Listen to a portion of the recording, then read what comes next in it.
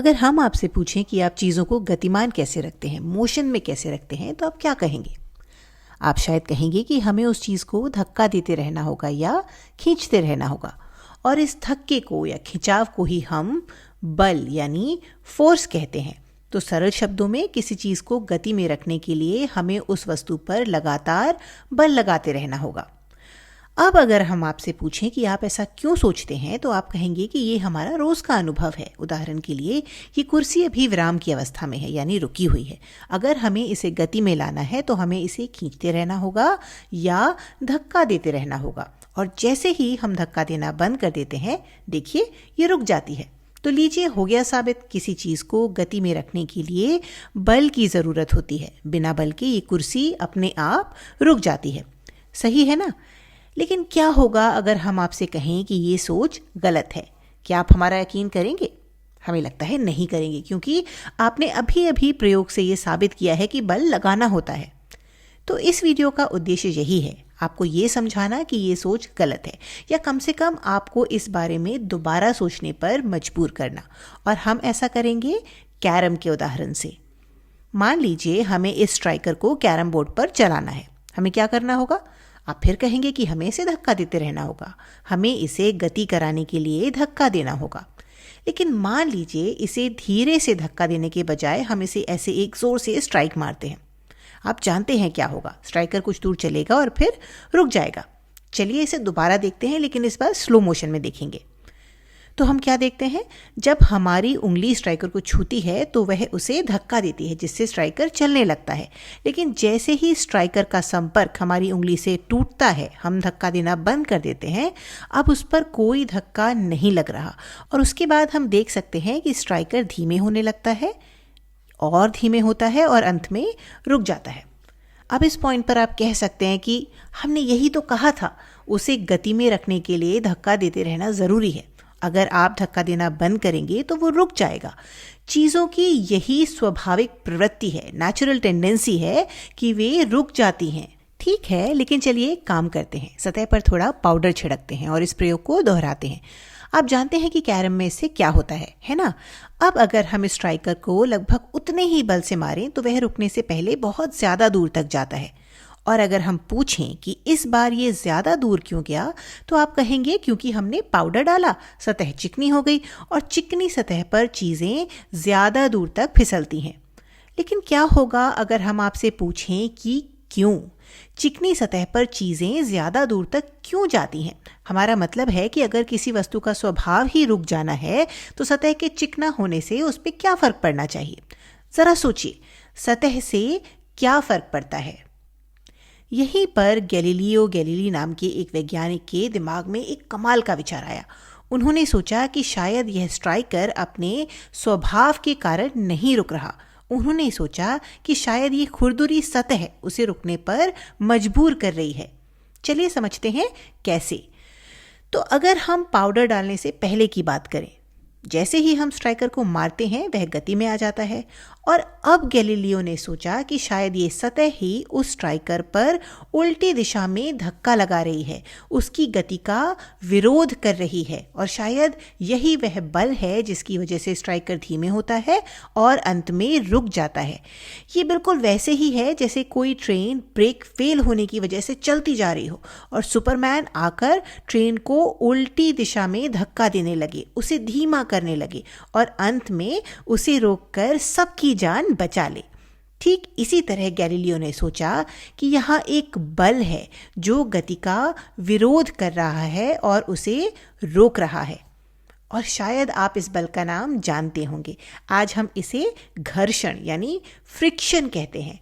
और अगर हम ये समझ लें कि घर्षण कैसे काम करता है, तो शायद हम इस पूरी कहानी को अच्छे से समझ पाएंगे। तो चलिए देखते हैं कि घर्षण कैसे काम करता है। इसे समझने के लिए हमें इस सतह को ध्यान से देखना होगा जहां स्ट्राइकर बोर्ड से मिलता है। देखिए, भले ही हमारी आंखों को ये सतह बहुत चिकनी लगती है, लेकिन सूक्ष्म स्तर पर, माइक्रोस्कोपिक लेवल पर ये बिल्कुल भी चिकनी नहीं होती। तो अगर आप यहाँ जूम इन कर सकें, इसे पास से देख सकें, तो ये सतह कुछ ऐसी दिखेगी। यहाँ बहुत छोटे छोटे पहाड़ और घाटियाँ जैसी हैं। ये पहाड़ और ये घाटियाँ खाली हमारी आँखों से दिखने के लिए बहुत छोटे हैं, इसलिए हमें ये सतह चिकनी लगती है। लेकिन जैसे ही ये स्ट्राइकर बोर्ड पर चलता है, ध्यान दीजिए इस खुरदुरेपन के कारण यहाँ रुकावट पैदा होती है और इसी रुकावट को, ऑब्स्ट्रक्शन को हम घर्षण कहते हैं। ठीक है, लेकिन पाउडर डालने पर क्या होता है? देखिए, पाउडर के कण इतने छोटे होते हैं कि वे इन खाली जगहों और गड्ढों को भर देते हैं और सतह को समतल बना देते हैं। आहा, अब क्योंकि सतह पहले से कहीं ज्यादा चिकनी है, स्ट्राइकर बहुत कम रुकावट के साथ फिसल सकता है और इसका मतलब है कि घर्षण कम हो गया है। तो अगर हम अपने बोर्ड पर वापस आएं, गैलीलियो के अनुसार जब हम इस स्ट्राइकर को मारते हैं तो ये घर्षण है जो गति का विरोध कर रहा है और उसे रोक रहा है। चूंकि स्ट्राइकर के रुकने का कारण घर्षण ही है, जब हम सतह पर पाउडर डालते हैं सतह चिकनी हो जाती है और घर्षण कम हो जाता है। तो बस यही बदलाव आया है, सतह को चिकना करने से यही फर्क पड़ता है। और चूंकि घर्षण कम हो गया है, विरोधी बल कम हो गया है, इसका मतलब है कि अब स्ट्राइकर को रोकना मुश्किल है और इसी वजह से स्ट्राइकर रुकने से पहले ज्यादा दूर तक जाता है। तो इसका मतलब है तार्किक रूप से, लॉजिकली, जैसे जैसे हम सतह को और चिकना करते जाएंगे, हमारा स्ट्राइकर रुकने से पहले और दूर जाता जाएगा, बशर्ते कि हमारा कैरम काफी बड़ा हो। और अब ये महत्वपूर्ण बात है, ये गैलीलियो का सबसे रोचक विचार है। क्या होगा अगर हम सतह को पूरी तरह चिकना बना दें, परफेक्टली स्मूथ बना दें? तब क्या होगा? कल्पना कीजिए कि हमने किसी तरह इस बोर्ड को एकदम स्मूथ बना दिया और स्ट्राइकर को हल्का सा धक्का दिया। अब क्या होगा? चूंकि हमारा बोर्ड पूरी तरह चिकना है, ये स्ट्राइकर कभी नहीं रुकेगा, वो हमेशा के लिए चलता ही रहेगा। बेशक हम यहाँ ये मान रहे हैं कि हमारा बोर्ड बहुत बहुत बहुत बड़ा है। तो अब गैलीलियो इसे देखकर कहेंगे कि देखो, जो चीज़ें गति में हैं वे गति में ही रहती हैं। उन चीज़ों को गति में रखने के लिए आपको उन्हें धक्का देने या खींचने की ज़रूरत नहीं है। उनका स्वभाव ही है गति में बने रहना। और हमें अपनी रोजमर्रा की जिंदगी में क्यों नहीं दिखता? घर्षण के कारण, क्योंकि घर्षण हमेशा गति की विपरीत दिशा में, ऑपोजिट डायरेक्शन में काम करता है और उसे रोक देता है। तो अगर सारी गलती घर्षण की है, वही है जो सब कुछ रोक देता है, तो जो कुर्सी हमने पहले देखी थी उसके साथ भी वही हुआ होगा। वही बात है, अगर वहां कोई घर्षण नहीं होता और आप धक्का देना बंद भी कर देते तो भी वह कुर्सी हमेशा के लिए चलती रहती। लेकिन ये घर्षण है जो गति का विरोध करता है और चीजों को रोक देता है। तो चलती हुई चीजों की स्वाभाविक अवस्था, नेचुरल स्टेट, चलते रहना ही है। अब आप यहाँ अपनी बात का बचाव करना चाहेंगे और कहेंगे, रुको रुको रुको, शुरुआत में स्ट्राइकर विराम की अवस्था में था, रेस्ट में था, और उसे गति में लाने के लिए उस पर बल लगाना पड़ा था, है ना? तो उस हिसाब से गति को शुरू करने के लिए बल चाहिए।